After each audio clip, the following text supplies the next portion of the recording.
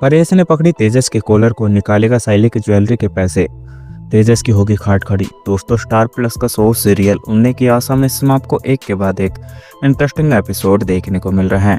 दोस्तों, आने वाले एपिसोड में आपको जल्द ही देखने को मिलने वाला है कि परेश खोएगा पनापा, फूटेगा तेजस के ऊपर परेश का गुस्सा, आएगी सच्चाई सबके सामने। जी हाँ दोस्तों, बताते हैं आपको सब कुछ, लेकिन उससे पहले क्या दोस्तों आप भी इंतजार कर रहे हैं कि अब तेजस को उसके कर्मों की सजा मिले और सामने आए 27 लाख का भी राज?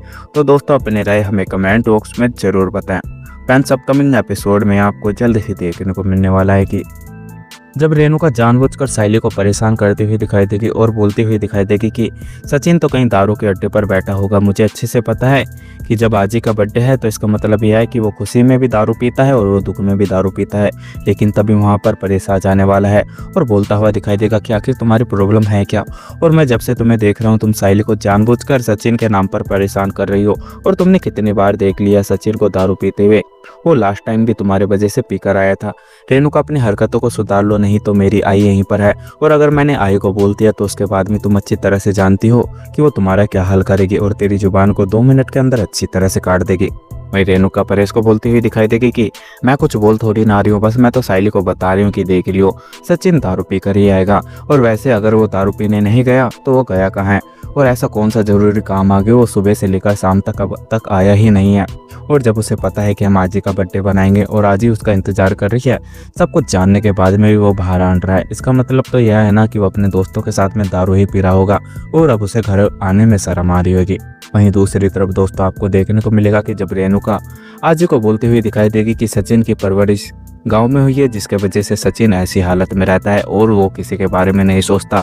इसका मतलब यह है कि आजी ने सचिन को सही शिक्षा नहीं दी और उसके वजह से आजी के वजह से ही आज सचिन जो भी दारू वारू पीता है सिर्फ और सिर्फ आजी ही वजह है। लेकिन आजी रेणुका को बोलती हुई दिखाई देगी कि मेरे सचिन का दिल सोने के बराबर है, और अगर उसका दिल कोई समझ जाए, उसके प्यार को समझ जाए, तो उसके जैसा इंसान इस दुनिया में है ही नहीं। लेकिन सिर्फ और सिर्फ ये तुम्हारे वजह से हो रहा है, और जो तुम मेरे नाम लगा रही हो उसकी वजह असली तुम ही हो, क्योंकि तुम आई होकर भी आई के नाम पर कलंक हो।